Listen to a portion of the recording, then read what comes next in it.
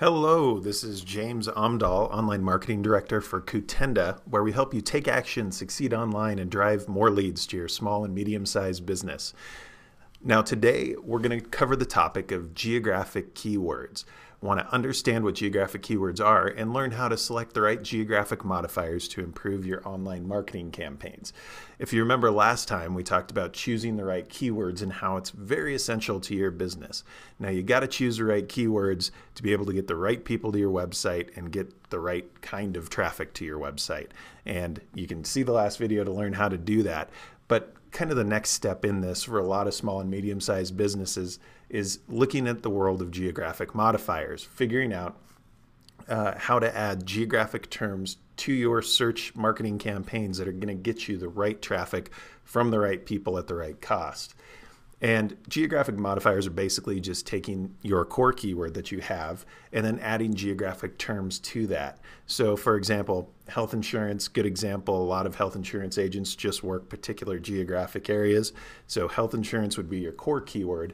Colorado health insurance would be a geographically modified keyword, and your geo modifier would be Colorado.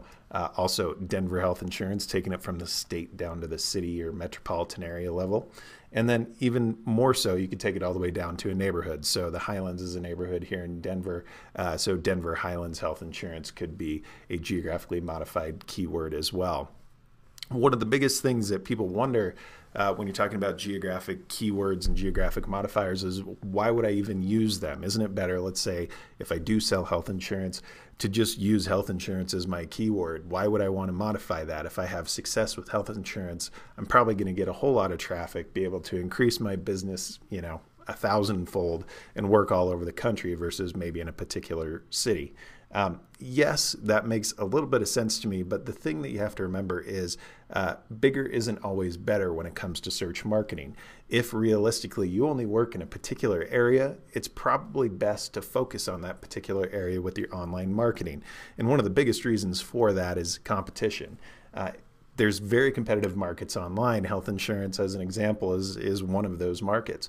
And when you go out and you look at the competition out there, you're going to find that if you go very broad, if you're working in a very large area that you normally wouldn't work, you're going to find it a lot harder to get success with online marketing.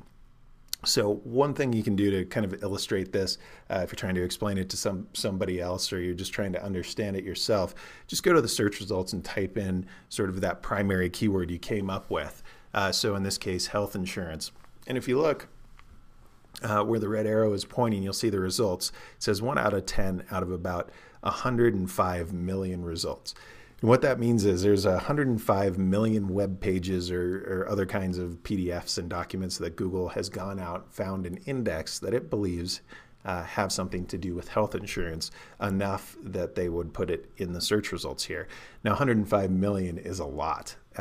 So when you look at that and you say, okay, there's 105 million for health insurance, we got to ask what happens if we kind of cull that down and use a geographic modifier. So let's break it down to Colorado health insurance.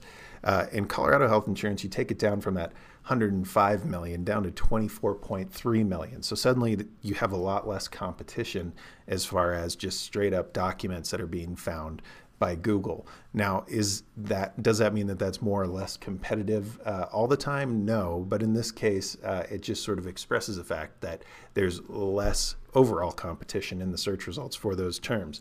And if you break it down a little bit more, you see Denver health insurance, you're down to 16.1 million. And then if you take it down to that neighborhood term, Denver Highlands health insurance, you see there's only 149,000 potential documents out there. And remember, not all these documents, not all these web pages are optimized at all, but they do have something to do with the search term that you're putting in. So if you have less pages that you're competing with, a lot of times that means that it's going to be easier to rank for those keywords, and it's going to be a quicker path to success for you or your clients or whoever you're helping out with their online marketing. Now, a lot of people will say, well, that's great. I work in a particular area usually, but I do want to try to expand my business. And that's great. You can do both, right? You can actually go out and have a targeted campaign going towards a more national, or if you just want to grow into a couple other states with your search marketing, you sure can do that. But one thing I would suggest is maybe keeping those two campaigns separate. So what I mean by that is you might have two separate websites, one that focuses on your usual sort of core business local area, and on the other hand, you have a campaign and a website that are really focusing on the national market. And that way you can achieve that quick success and then work over time to get that national success that you're looking for. Just a suggestion, there's a lot of different ways to do this, but that's one way you could do it.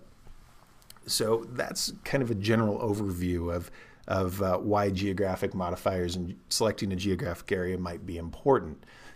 So the next thing I want to just go through is choosing your geographic area.